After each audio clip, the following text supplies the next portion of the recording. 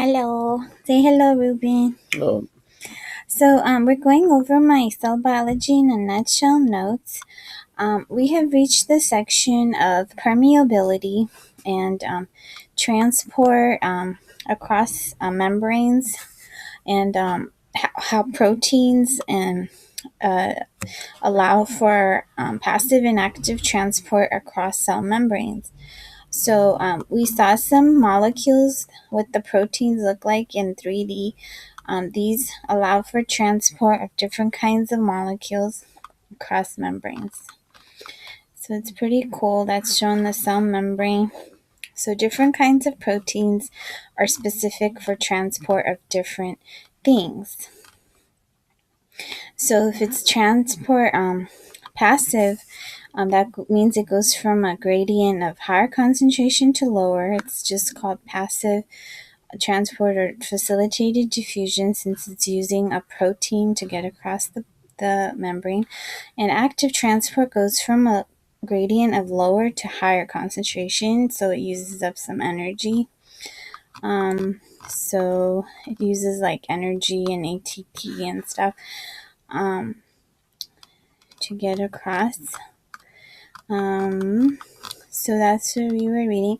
And we learned that polar molecules go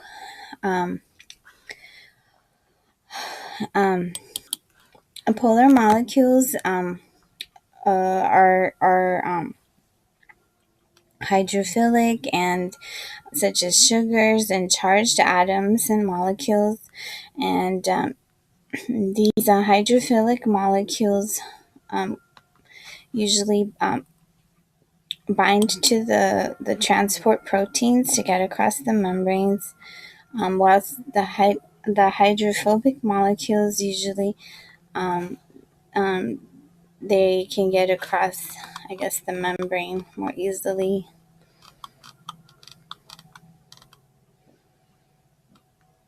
But we can maybe Google that. Here, and we learned OCO, which is carbon dioxide, is nonpolar because the charges, the charge of the molecule is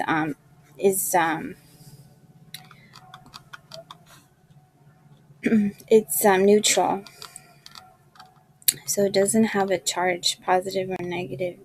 It's not polar, as well as O2, oxygen, also nonpolar. This is what it said, that lipid-soluble or hydrophobic molecules, which are nonpolar, lipid insoluble or hydrophilic molecules are polar. It said, in regards with CO2, it is completely for it to be completely hydrophilic, it would have to be a polar molecule capable of forming permanent dipole attractions or hydrogen bonding, such as the sugar and potassium and etc.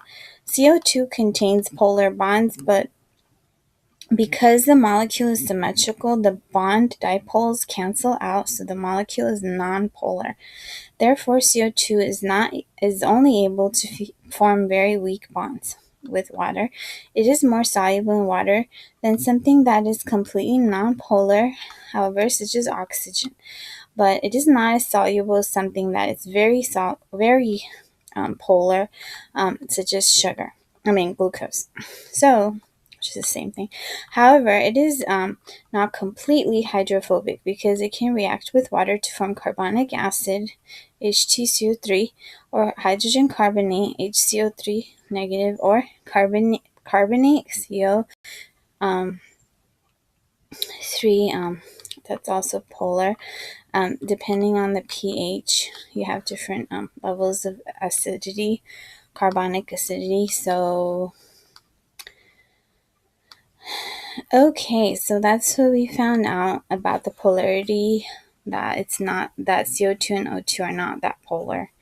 And the next section, so this is showing the phospholipid bilayer, which is the membrane. So you have hydrophilic, hydrophobic, hydrophilic on the outside, hydrophobic on the inside, as far as the membrane is set up.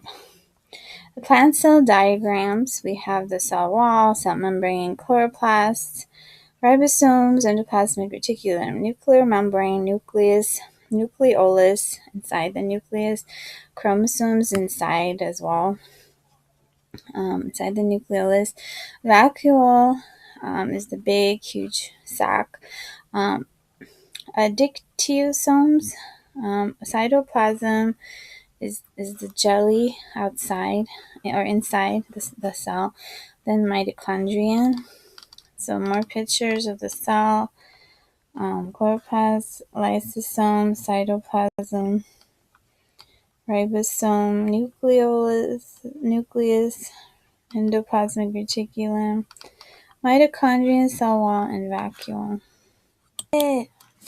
Hi guys, so we're continuing. I had to look something up. So we have a little bit more detail about cell membranes and transport, movement, and specificity. Go ahead, Ruby. More about movement, transport, specificity of cell membranes. The plasma membrane is selectively permeable. Hydrophobic molecules and more polar molecules can diffuse through the lipid layer, but ions and large polar molecules cannot. Integral membrane proteins enable ions and large polar molecules to pass through the membrane by passive or active transport. The plasma membrane is selectively permeable. Hydrophobic molecules and small polar molecules can diffuse through a lipid layer, but ions and large polar molecules cannot. Integral membrane proteins enable ions and large polar molecules to pass through the membrane by passive or active transport. Said again. Sorry guys for the repetition, but okay, small hydrophobic molecules and gases like oxygen and carbon dioxide cross membranes rapidly. So the most important property of the cell membrane is its selective permeability. Some substances pass across the membrane freely, but others cannot. Small and nonpolar hydrophobic molecules pass freely through the membrane. Hydrophobic molecules and small polar molecules, but charged ions and large molecules such as proteins and sugars are barred passage. So proteins, amino acids, large molecules, and a lot of polar molecules don't pass across the membrane freely. Phospholipids move within the bilayer, and then the lipids and the proteins drift laterally. So membrane molecules are held in place by weak hydrophobic interactions. In addition, membrane proteins control interactions between cells, which are membrane proteins are called amphipathic molecules. They consist of two hydrophobic fatty acid chains. So, and